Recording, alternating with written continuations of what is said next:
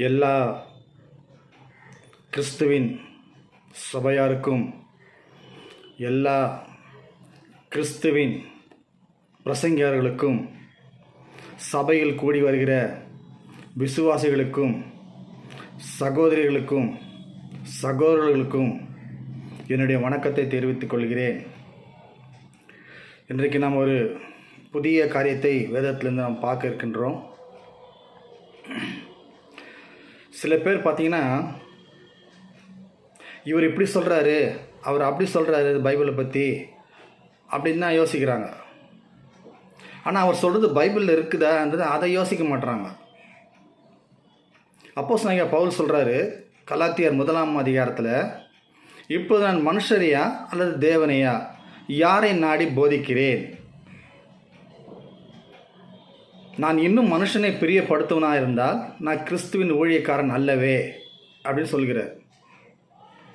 அதே பவுல் கொரிந்தியர் நிருபத்தில் சொல்லும்போது, என் பேச்சும் என் பிரசங்கமும் மனுஷ ஞானத்துக்குரியதாய் இராமல் என்று சொல்லுகிறார். யோவான் சுவிசேஷம் 12ஆம் அதிகாரம் 49ஆம் வசனத்தில் அங்கே கிறிஸ்து என்ன சொல்கிறார் தெரியுங்களா? நான் பேச வேண்டியது என்னதென்றும் நான் உபதேசிக்க வேண்டியது என்னதென்றும் என் பிதா எனக்கு கட்டளை கொடுத்தபடியே நான் பேசுகிறேன். ஆகையினால் வேதாகமத்தில் சொல்லப்படுகிற எல்லா வார்த்தைகளும் தேவனுடைய வார்த்தையாக இருக்கிறது. இந்த வார்த்தைக்கு இவர் இப்படி சொல்கிறாரு, அந்த வார்த்தைக்கு அவர் அப்படி சொல்கிறாரு, அதை நீங்கள் இப்போ யோசிக்காதீங்க. நான் சொல்கிறது கூட சுயமாக எதுவும் சொல்லலை, வேதத்தில் இருக்கிறது தான் நான் கூட சொல்ல போகிறேன். இன்றைக்கி ஒரு புதிய காரியத்தை நம்ம பார்க்கலாங்க. இன்றைக்கி எல்லா இடங்களிலையும் ஸ்தோத்திரம் என்கிற வார்த்தையை பயன்படுத்துகிறார்கள். அப்போ ஸ்தோத்திரம் என்றால் என்ன? இந்த ஸ்கூலில் பார்த்தீங்கன்னா, பள்ளியில் படிக்கிற மாணவர்கள் மாணவிகள் எல்லாம் ஆசிரியர்களுக்கு எப்படி ஒரு வணக்கத்தை சொல்கிறாங்களோ, அதுபோல் இந்த ஸ்தோத்திரத்துக்கு அர்த்தம் கருத்து தெரியாமல் நிறைய பேர் இன்றைக்கு என்ன செய்கிறாங்க, அந்த ஸ்தோத்திரம்ங்கிற வார்த்தையை பயன்படுத்துகிறார்கள். இந்த ஸ்தோத்திரமானது தமிழ் அகராதியில் பார்க்கும் பொழுது, நாம் பிதாவாகிய தேவனுக்கு நன்றியை சொல்லுகிறவர்களாக இருக்கிறோம், இதுதான் அதனுடைய அர்த்தமாக இருக்கிறதுங்க. இன்னொன்று பார்க்கும்போது, ஸ்தோத்திரம் என்பது அது ஆவிக்கேற்ற பலிகளில் ஒரு பலியாக இருக்கிறது. நான் முதலாவது ஒரு வசனத்தை வாசிக்கலாங்க.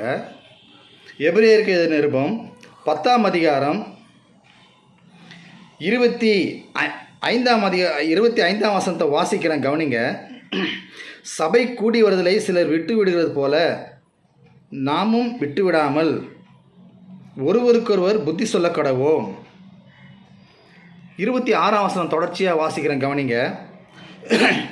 சத்தியத்தை அறியும் அறிவை அடைந்த பின்பு நாம் மனப்பூர்வமாய் பாவம் செய்கிறவர்களாக இருந்தால் பாவங்களை நிமித்தம் செலுத்தத்தக்க வேறொரு பலி இனி இல்லை.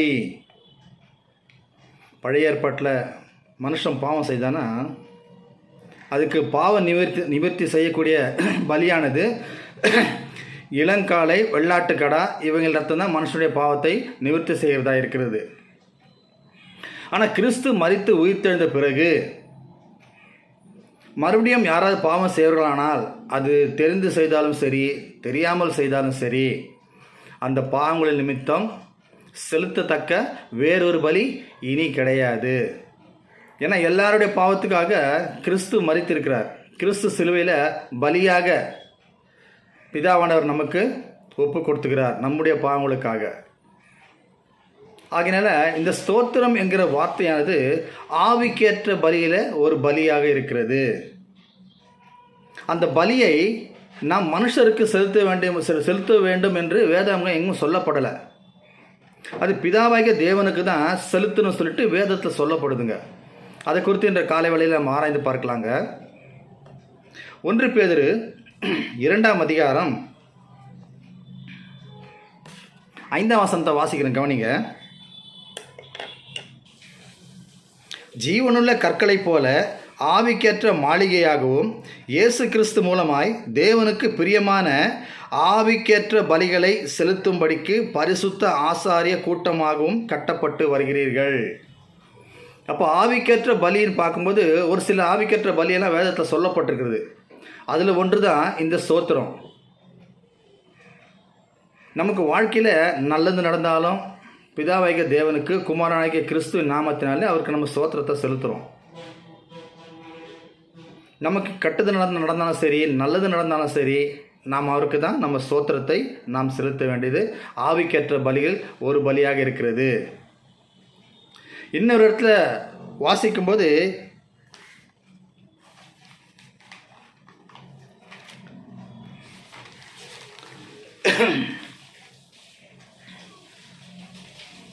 கலாத்தியருக்கு எழுதின நிருபம் 6ஆம் அதிகாரம், மன்னிக்க வேண்டும்,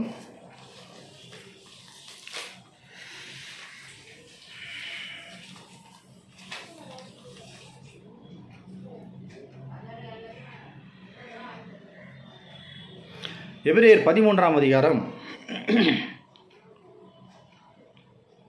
16ஆம் வசனம் பாருங்க. அன்றியும் நன்மை செய்யவும் தான தர்மம் பண்ணவும் மறவாதிருங்கள், இப்படிப்பட்ட பலிகளின் மேல் தேவன் பிரியமாயிருக்கிறார். அப்போ ஆவிக்கேற்ற பலியில் இது ஒரு பலியாக இருக்கிறதுங்க. நம்ம நன்மை செய்யணும், தான தர்மம் பண்ணணும். சபையில் கூட நமக்கு பணம் போடுறோம் பாருங்கள், வாரத்தின் முதல் நாளில். அது பேர் வந்து பார்த்திங்கன்னா காணிக்கை இல்லைங்க. காணிக்கை என்ற வார்த்தை புதிய ஏற்பாட்டில் எங்கேயும் சொல்லப்படலை. அதுக்கு பேர் என்னன்னு பார்த்தீங்கன்னா தர்ம பணம். நம்ம சபையாருக்கு தர்மம் செய்கிறோம், ஊழியர்களுக்கு நம்ம தர்மம் செய்கிறோம். அப்போ ஆவிக்கேற்ற பலியில் 2 பலிகளை குறித்து நம்ம பார்க்குறோங்க. ஒன்று ஸ்தோத்திர பலி, இன்னொன்று தான தர்மம் பண்ணுறது. இது ஒரு வகையான ஆவிக்கேற்ற பலி. இப்படிப்பட்ட பலிகள் மேல் தேவன் பிரியமாயிருக்கிறார். அப்போ நம்ம ஸ்தோத்திரத்தை ஒரு சகோதரர்களுக்கோ அல்லது ஒரு சகோதரர்களுக்கோ நம்ம செலுத்தும் போது நம்ம வந்து அவங்கள தான் நம்ம பிரியப்படுத்தும்படி நம்ம செய்கிறோமே தவிர தேவனை பிரியப்படுத்தும்படியாக நம்ம செய்யலைங்க. இந்த ஸ்தோத்திர பலியை நாம் யாருக்கு செலுத்த வேண்டும்? இதே எபிரேயர் 13ஆம் அதிகாரம் 15ஆம் வசனம் பாருங்க. ஆகையால் அவருடைய நாமத்தை துதிக்கும் உதடுகளின் கனியாகிய ஸ்தோத்திர பலியை எப்போதும் அவர் தேவனுக்கு செலுத்த கடவோம். மறுபடியும் வாசிக்கிறேங்க. ஆகையால் அவருடைய நாமத்தை துதிக்கும் உதடுகளின் கனியாகிய ஸ்தோத்திர பலியை அவர் மூலமாய் எப்போதும் தேவனுக்கு செலுத்த கடவோம். ஸ்தோத்திர பலி. ஆனால் இன்றைக்கு என்ன செய்கிறாங்க? ஒருவருக்கு சந்திக்கும்போது ஸ்தோத்திரம் பிரதர், ஸ்தோத்திரம் சிஸ்டர், ஊழியர்கள் கூட ஸ்தோத்திரம் பிரதர் என்று கூறுகிறார்கள்.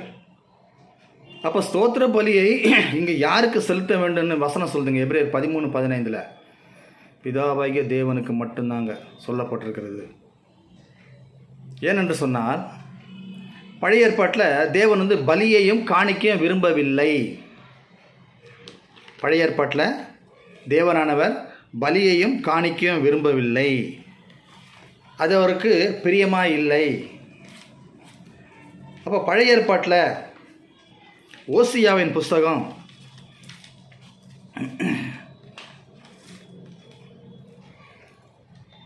14ஆம் அதிகாரம் 2ஆம் வசனம் வாசிக்கிறேன், கவனிங்க. ஓசியா 14 வசனம் 2.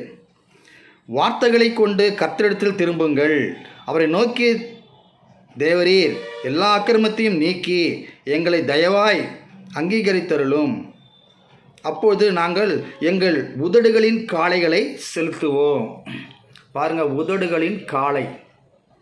பழைய ஏற்பாட்டில் இளங்காளை, வெள்ளாட்டு கடை, இந்த ரத்தம் வந்து மனுஷனுடைய பாவத்தை நிவர்த்தி செய்தது. ஆனால் இந்த உதடுகளின் காளை இருக்குது பார்த்தீங்களா, இதுதான் நம்ம ஸ்தோத்திர பலின்னு சொல்லப்பட்டிருக்குது எபிரேயர் 13:15. அது மறுபடியும் நான் படிக்கிறேங்க, கவனிங்க.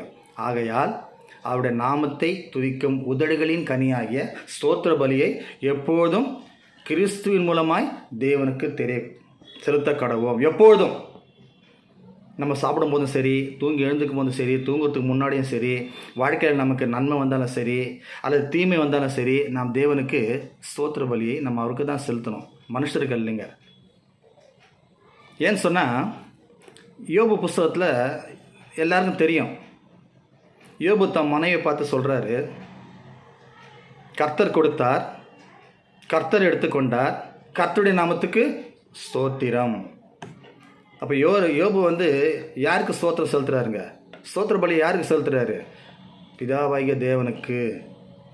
அதே போல் தாவீது ராஜாவானவர் சங்கீத புஸ்தகத்தில் அங்கே சொல்லப்பட்டிருக்கிறது. சங்கீதம் 50ஆம் சங்கீதம்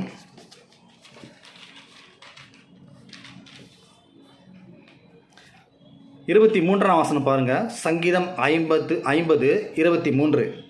ஸ்தோத்திர பலியிடுகிறவன் என்னை மகிமைப்படுத்துகிறான். அப்போ ஸ்தோத்திர பலியிடுகிறவன் யாரை மகிமைப்படுத்துகிறாங்க? பிதாவாகிய தேவனை மகிமைப்படுத்துகிறான். ஆனால் இன்றைக்கு நாம் என்ன செய்கிறோங்க? ஒரு சகோதரை பார்த்தாலும் சரி, சகோதரியை பார்த்தாலும் சரி, ஸ்தோத்திரம் பிரதர், ஸ்தோத்திரம் சிஸ்டர் அப்படின்னு சொல்கிறோம். இது வந்து பார்த்திங்கன்னா சம்பளம் கொடுக்குற எஜமான கூட வணக்கம் சொல்லுவோம். அதே ஸ்கூலில் படிக்கிற ஆசிரியர்கள் கூட மாணவிகள் வந்து பார்த்திங்கன்னா வணக்கம் டீச்சர், வணக்கம் அப்படின்னு சொல்லுவாங்க. அப்போ இந்த ஸ்தோத்திரன்ற வார்த்தையை ஒரு வணக்கத்துக்குரிய வார்த்தைகளாக இன்றைக்கி பயன்படுத்துகிறார்கள். இதை குறித்து அவர்கள் ஆராய்ந்து பார்ப்பதில்லை. ஆனால் வேதத்தை ஆராய்ந்து பார்க்கும் பொழுது காரியங்கள் இப்படி இருக்கிறதா என்று தினந்தோறும் வேத வாக்கியங்களை ஆராய்ந்து பார்த்ததினால், அப்போ ஒவ்வொரு வார்த்தைக்கும் நம்ம வேதத்தில் ஆராய்ந்து பார்க்கணுங்க. அப்போ ஸ்தோத்திர பலியிடுகிறவன் யாரை மகிமைப்படுத்துகிறாங்க? பிதாவாகிய தேவனை மகிமைப்படுத்துகிறா இருக்கிறார்கள். அடுத்தபடியாக பாருங்கள், ரோமருக்கு அது நிருபம் 1ஆம் அதிகாரம் 21ஆம் வசனம் பாருங்கள். இந்த வசனம் இன்றைக்கி யாரெல்லாம் ஸ்தோத்திரம் சொல்கிறாங்களோ அவங்களுக்கும் பொருந்தும், எல்லாருக்கும் பொருந்தக்கூடியதாக இருக்குதுங்க. எப்படி பொருந்தது பாருங்கள். ரோமர் 1ஆம் அதிகாரம் 21ஆம் வசனம். அவர்கள் தேவனை அறிந்தும் அவரை தேவன் என்று மகிமைப்படுத்தாமலும் ஸ்தோத்தரியாமலும் இருந்து தங்கள் சிந்தனைகளாலே வீணரானார்கள். அப்போ யாருக்கு இங்கே ஸ்தோத்திரம் செலுத்தணும், யாருக்கு இங்கே ஸ்தோத்திர பலி செலுத்தக்கூடாது என்று தெளிவாக சொல்லப்பட்டிருக்குதுங்க. அவரை தேவன் என்று அறிந்தும் அவரை தேவன் என்று மகிமைப்படுத்தாமலும் ஸ்தோத்தரியாமலும் இருந்தார்கள். உணர்வில்லாத அவருடைய இருதயம் இருள் அடைந்ததுன்னு சொன்னால் பாவத்துக்குள்ளாக இருந்தார்கள் என்று அர்த்தமாக இருக்கிறதுங்க. 1 கொரிந்தியர் 11ஆம் அதிகாரத்தில் 24ஆம் வசனம் வாசிக்கிறேன், கவனிங்க. 1 கொரிந்தியர் 11 வசனம் 24. ஸ்தோத்திரம் பண்ணி அதை பிட்டு நீங்கள் வாங்கி பூசிங்கள், இது உங்களுக்காக பிற்கப்படுகிற என்னுடைய சரீரமாக இருக்கிறது, என்னை நினைவு கூறும்படி இதை செய்யுங்கள் என்றார். போஜனம் பண்ணின பின்பு அவர் அந்தபடியே பாத்திரத்தையும் எடுத்து, அந்தபடியேன எந்தபடியே? 24ஆம் வசனத்தின்படியே ஸ்தோத்திரித்தார். அப்போ கிறிஸ்துவானவர் இந்த பஸ்கா பண்டிகையில் அப்பத்துக்காகவும் திராட்சரசத்துக்காகவும் பிதாவாகிய தேவனை ஸ்தோத்தரித்து இங்கு ஜெபம் செய்து சீஷர்களுக்கு கொடுக்குறார் என்பதை நம்ம பார்க்கின்றாங்க. அப்போஸ்தலனாகிய பவுல் கூட பார்த்தீங்கன்னா அவர் எல்லா நிருபத்திலும் எழுதும்போது உங்களுக்காக என் தேவனை ஸ்தோத்தரிக்கிறேன், உங்களுக்காக எப்போதும் நான் என்னுடைய ஜெபங்களில் உங்களை நினைத்து தேவனத்தில் ஜெபம் செய்கிறேன்னு சொல்கிறாங்க. எல்லா நிருபத்திலும் சொல்கிறாருங்க பவுல், உங்களுக்காக நான் பிதாவினத்தில் ஸ்தோத்தரிக்கிறேன். ஆனால் ரோமர் 1ஆம் அதிகாரம் 8ஆம் வசனத்தில் வாசிக்கலாங்க, அங்கே தெளிவாக இருக்குது. ரோமர் 1ஆம் அதிகாரம் 8ஆம் வசனம். உங்கள் விசுவாசம் உலகமெங்கும் பிரசித்தமாக இருக்கிறபடினாலே முதலாவது நான் உங்கள் எல்லாருக்காகவும் இயேசு கிறிஸ்து மூலமாய் என் தேவனை ஸ்தோத்தரிக்கிறேன். இயேசு கிறிஸ்து மூலமாய் ஸ்தோத்தரிக்கிறேன் சொல்கிறார். சபையில் கூட பார்த்தீங்கன்னா சபையில் லீட் பண்ணுவாங்க. முதலாவது அதாவது நடத்துனர்னு ஒருத்தர் இருக்கிறாங்க, கர்த்தருடைய பந்தி நடத்துகிறவங்களும் இருக்கிறாங்க, பிரசங்கம் பண்ணுறவங்களும் இருக்கிறாங்க. அப்போ நடத்துகிறவர் என்ன சொல்லுவார்? கூடி வந்திருக்கிற அனைவருக்கும் கர்த்தராகிய இயேசு கிறிஸ்து நாமத்தினாலே ஸ்தோத்திரத்தையும் வாழ்த்துலையும் தெரிவித்துக் கொள்கிறேன் என்று சொல்லுவார்கள். இல்லைங்களா? சொல்கிறாங்க இல்லைங்களா? சொல்கிறாங்க. அப்போ ஸ்தோத்திரம், சகல துதி கனம் மகிமை எல்லாமே யாருக்குன்னா கிறிஸ்து மூலமாய் பிதாவாகிய தேவனுக்கு அந்த ஸ்தோத்திர பலியை நாம் செலுத்த வேண்டும். இது என்னுடைய வார்த்தை இல்லைங்க, வேதாந்தத்தில் இருக்கக்கூடிய வார்த்தைகள். இன்னொரு விஷயத்தை நம்ம பார்க்கலாங்க. ஒரு சகோதரர் இன்னொரு சகோதரர் சந்திக்கும்போது ஸ்தோத்திரம் பிரதர், ஸ்தோத்திரம் சிஸ்டர்னு சொல்கிறாங்க. ஆனால் புதிய ஏற்பாட்டிலும் சரி பழைய ஏற்பாட்டிலும் சரி தேவனுடைய தாசர்கள், அதுவும் தீர்க்கதரிசிகள், இப்போ யோவான் இருக்கார், பேதுரு இருக்கிறாங்க, யாக்கோபு இருக்கிறாங்க, இவங்க 3 பேரும் ஒருத்தர் சந்திக்கும் ஸ்தோத்திரம் எங்கேயா சொல்லியிருக்கிறாங்களா? இல்லை. பழைய ஏற்பாட்டில் கூட எலியா, எலிசா, மோசே, ஆரோன், யோசுவா இவங்களாம் ஒருவரோட சந்திக்கும் போது ஸ்தோத்திரம் அப்படின்னு சொல்லியிருக்கிறாங்களா? வசனம் அது மாதிரி எங்கேயாவது இருக்குதுங்களா? இல்லை. அப்போ இன்றைக்கி என்ன செய்கிறாங்க? ஒருவருக்கு ஒரு ஸ்தோத்திரத்தை சொல்லிக் கொள்கிறார்கள். அப்போ ஸ்தோத்திரம் யாருக்கு நம்ம செலுத்தணும்? அது ஆவிக்கு ஏற்ற பலி. ஆவிக்கேற்ற பலியில் ஒரு பலி.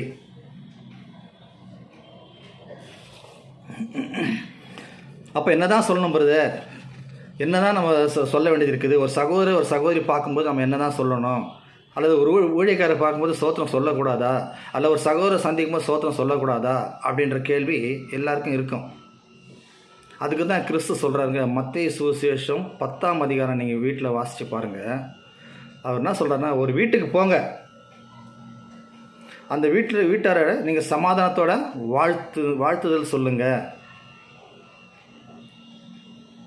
அப்போ சமாதானத்துக்குரிய பாத்திரமான அந்த வீட்டில் இருந்தால் நீங்கள் கூறின சமாதானம் அவற்றில் தங்கும்.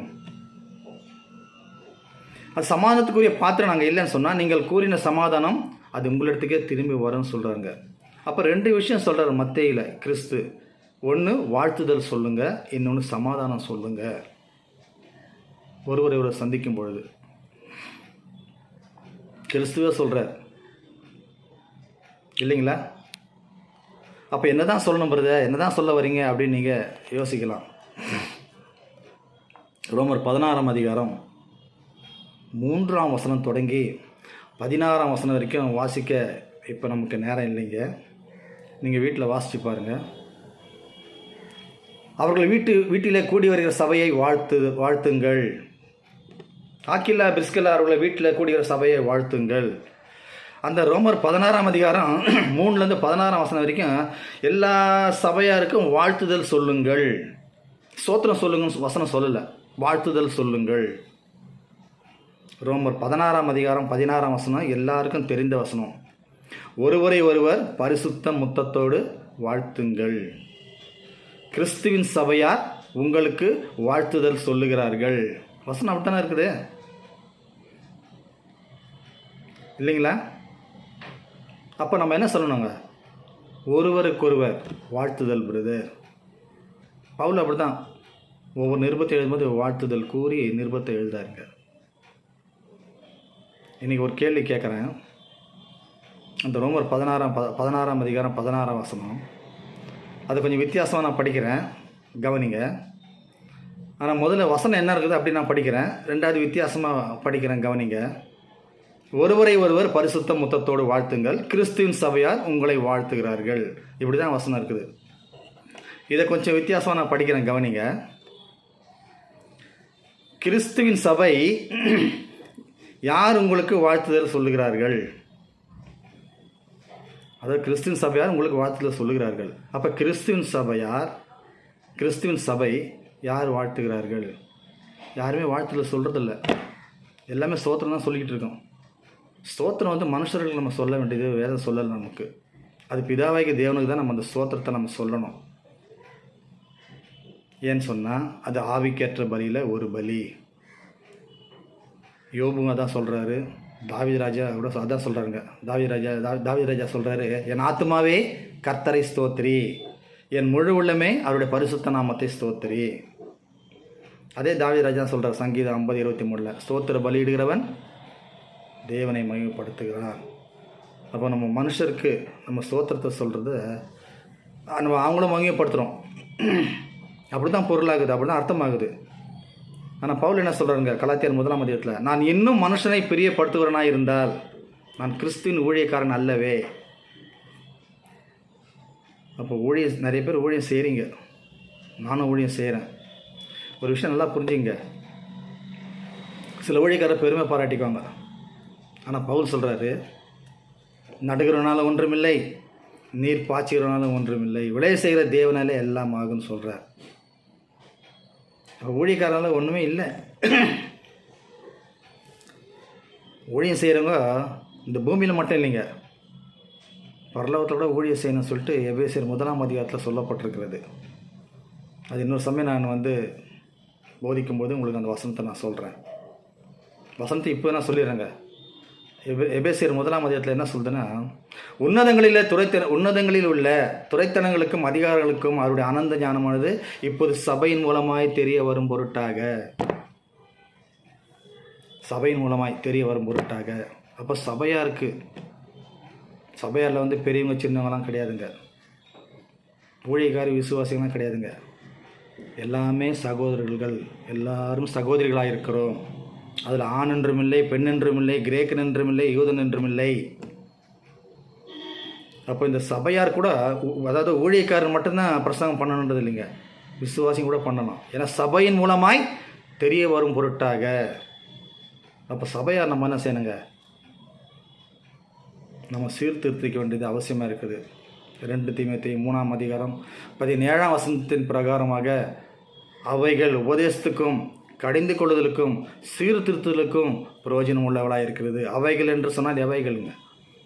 வேதாந்தத்தில் இருக்கக்கூடிய 66 புஸ்தகம், அதில் உள்ள கட்டளைகள், அதில் உள்ள சொல்லப்பட்டிருக்கிற தேவ வசனங்கள், இதெல்லாம் நமக்கு உபதேசத்துக்கு பிரயோஜனம் உள்ளவளாக இருக்குதுங்க. அதனால் இந்த காலை வேளையில் 1 கொரிந்தியர் 16ஆம் அதிகாரம் 20-21 வசனத்தை வாசித்து பார்க்கலாங்க. 1 கொரிந்தியர் 16ஆம் அதிகாரம் 20-21 வாசிக்கிறேன், கவனிங்க. சகோதரர் எல்லாரும் உங்களை வாழ்த்துகிறார்கள், ஒருவரை ஒருவர் பரிசுத்த முத்தத்தோடு வாழ்த்துங்கள். திருமண வாழ்த்துக்கள் வேற, கிறிஸ்துக்குள் வாழ்த்துதல், வாழ்த்துக்கள் இல்லைங்க, வாழ்த்துதல். வாழ்த்துதல் சொல்லுகிறார்கள். ரோமர் 16:16 கிறிஸ்துவின் சபையார் வாழ்த்துதல் சொல்லுகிறார்கள். அவர்கள் வீட்டில் கூடுகிற சபையை வாழ்த்துங்கள். ஆனபடினால எல்லா நிருபங்களையும் பவுல் இதுதான் சொல்கிறாருங்க.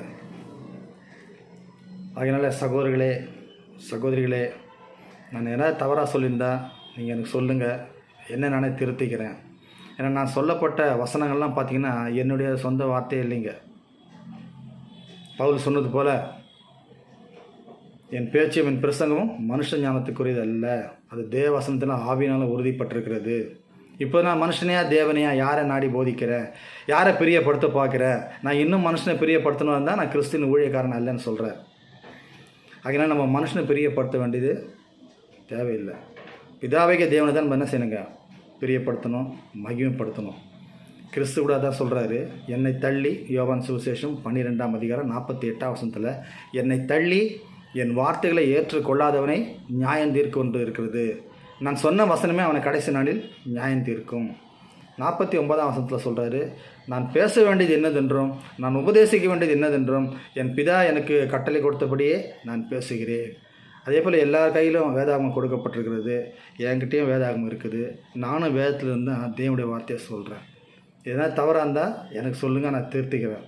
பொறுமையோடு கேட்டவங்கள் அனைவருக்கும் கிறிஸ்துவின் நாமத்தினால வாழ்த்துதலை தெரிவித்துக் கொள்கிறேன், நன்றியை தெரிவித்துக் கொள்கிறேன். ஆமேன்.